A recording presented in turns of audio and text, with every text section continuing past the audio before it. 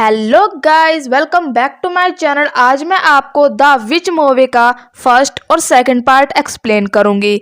अगर आप मेरे चैनल पर नए हैं तो please like, share and subscribe my channel. तो चलिए शुरू करते हैं बिना किसी देरी के।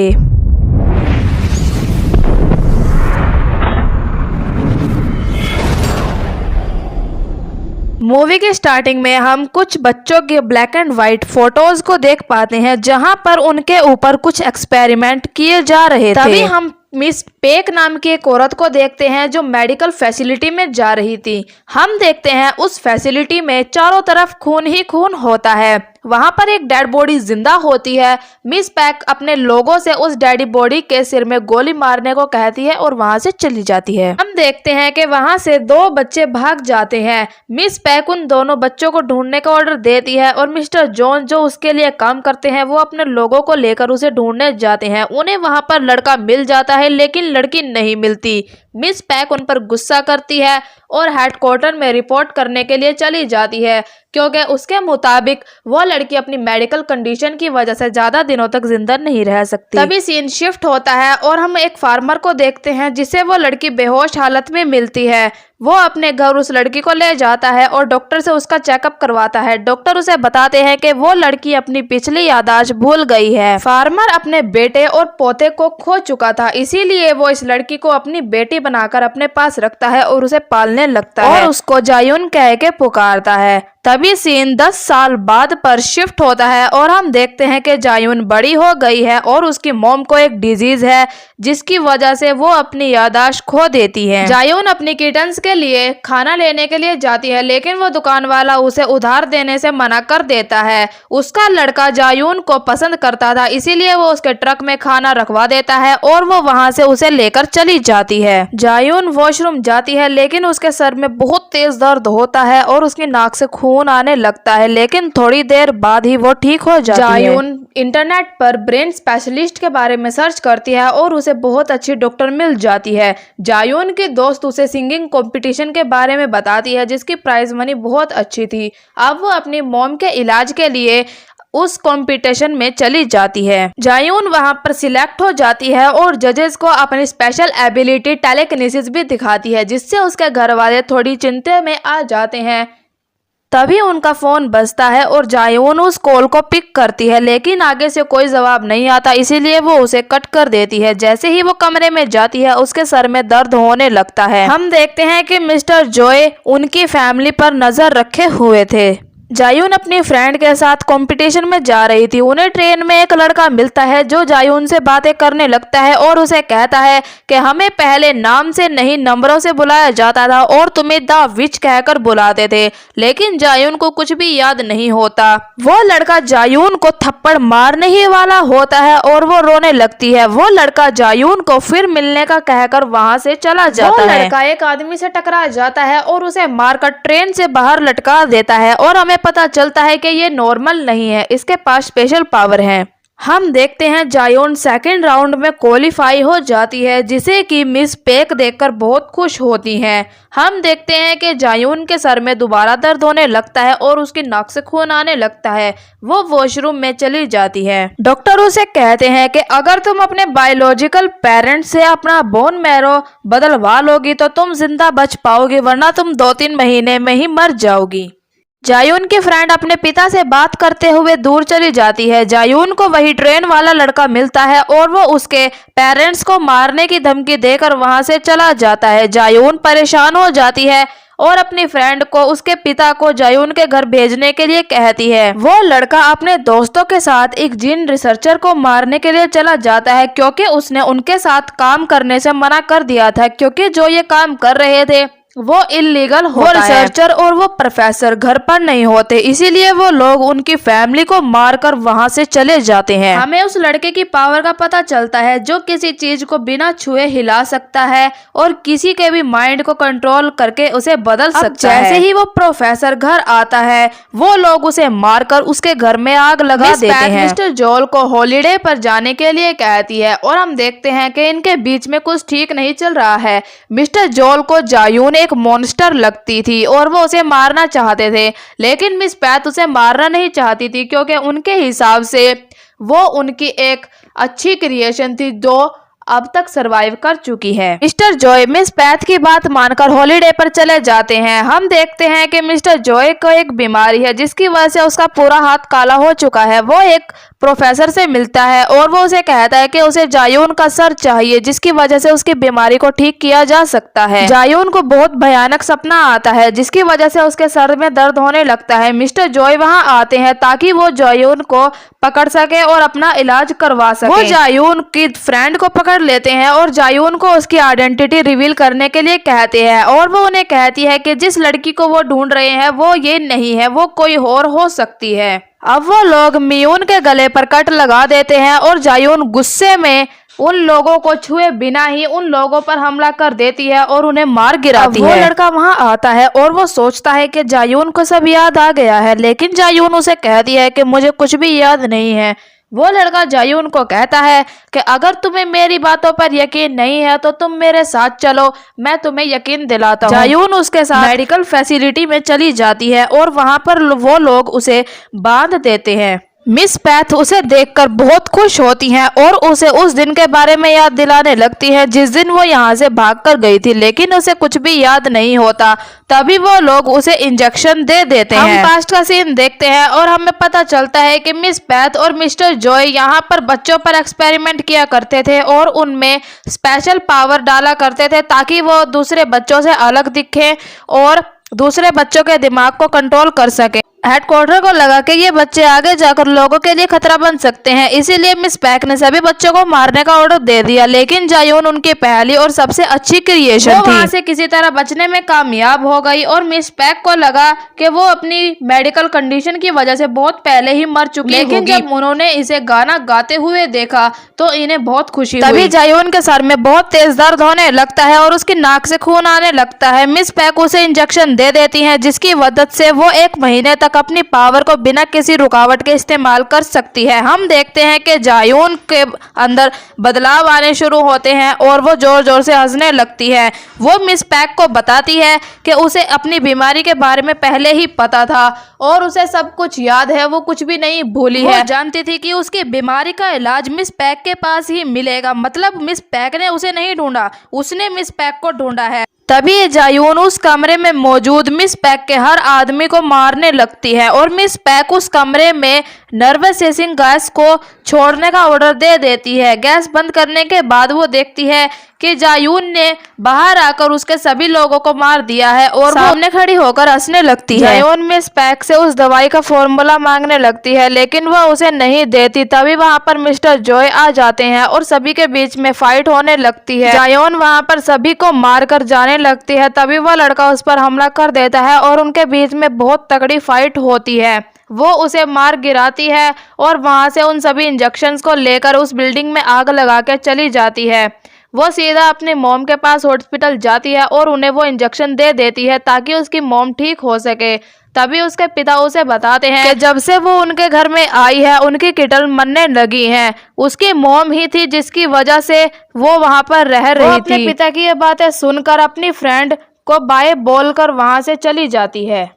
अब सीन 3 महीने बाद पर शिफ्ट होता है और हम देखते हैं जायून मिस पैथ की ट्विन सिस्टर के पास आती है और उससे उस दवाई का एंटीडोट पूछने लगती है। और हम वहां पर एक लड़की को देखते हैं जिसके फेस पर काफी स्कार्स होते हैं और ये वही थी जो जायून को मारने के लिए आने वाली थी। जायून उन्हें खुद को टच ना करने की वार्निंग देती है और वहां से चली जाती है। पार्ट 1 यहीं पर एंड होता है। दोस्तों, अगर आपने सब्सक्राइब नहीं किया है तो जल्दी से सब्सक्राइब कर लीजिए। चलिए शुरू करते हैं।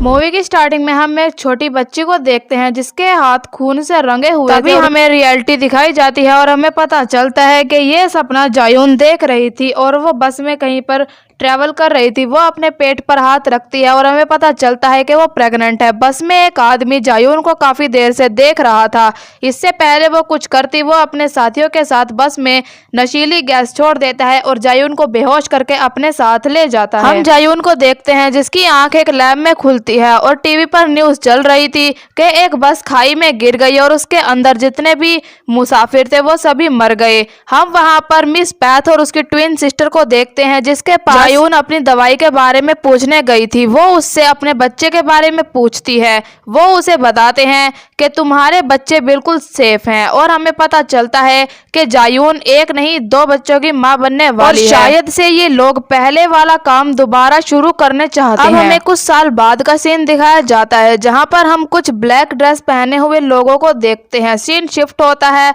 और ये सभी लोग मेडिकल फैसिलिटी में लोगों को मार रहे होते हैं। तभी हमें सिंथिया को दिखाया जाता है जो बहुत बुरी हालत में होती है और उसके ऊपर खून ही खून होता है और उसके चारों तरफ लाश ही लाश। सिंथिया वहां से बाहर जाकर देखती है तो वहां पर एक सुनसान आइलैंड था। अब सिंथिया को जायून की तरह ही सर में दर्द होने लगता है और नाक से खून आने लगता है। वहां पर एक लड़का आता है जो मिस पैथ से मिलने आया था और उसके चेहरे की नसों को देखकर पता चलता है कि वो एक नॉर्मल आदमी नहीं है, उसके पास सुपर पावर है।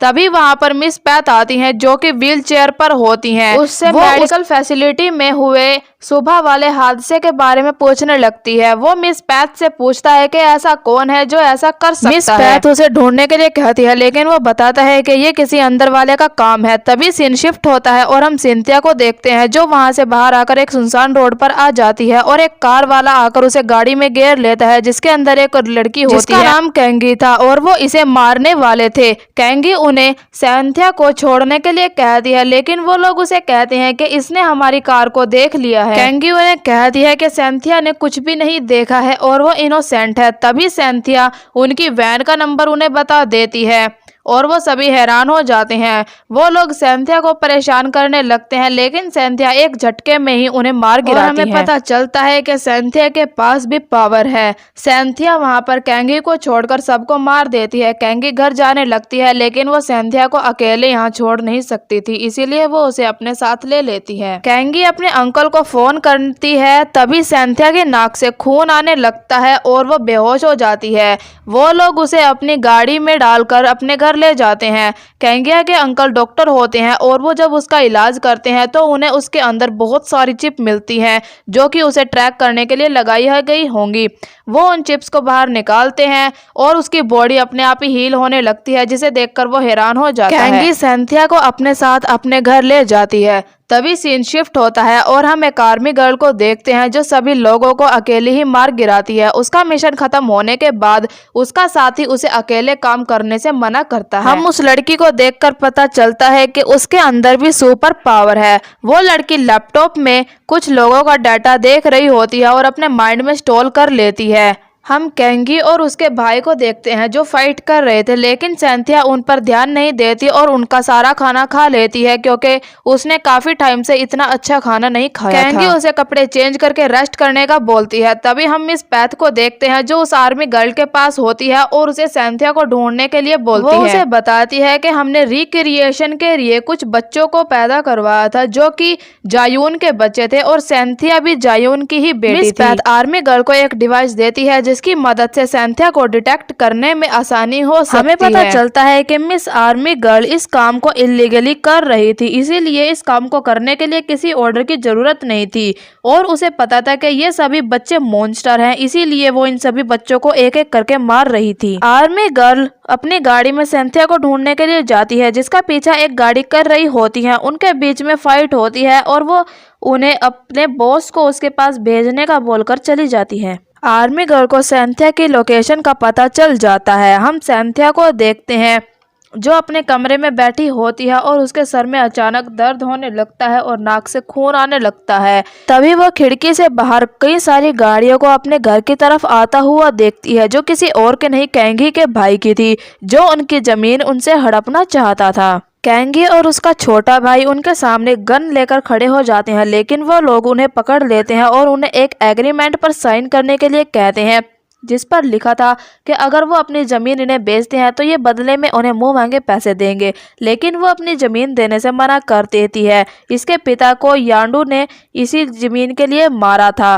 तभी वो लोग सैंथिया को छत पर खड़े हुए देखते हैं, जो कि सीधा नीचे कूद जाती है और उसे एक खरोच भी नहीं आती, और ये देखकर ये लोग बहुत डर जाते हैं। वो उन पर हमला कर देती है और उन सभी को मार गिराती है। जैसे ही वो योंगडू को मारने वाली होती है, कैंगी उसे रोक लेती है और योंगडू को बचा लेती है। अगले दिन हम आर्मी गर्ल को उसी लड़के के साथ देखते हैं जो मिस पैथ से मिलने आया था। हमें पता चलता है कि उसी ने आर्मी गर्ल के पीछे गुंडे भेजे थे और वो कई साल पहले एक साथ एक आदमी के लिए काम करते थे। आर्मी गर्ल उस लड़के को अपना पीछा ना करने का कहकर वहां से चली जाती है।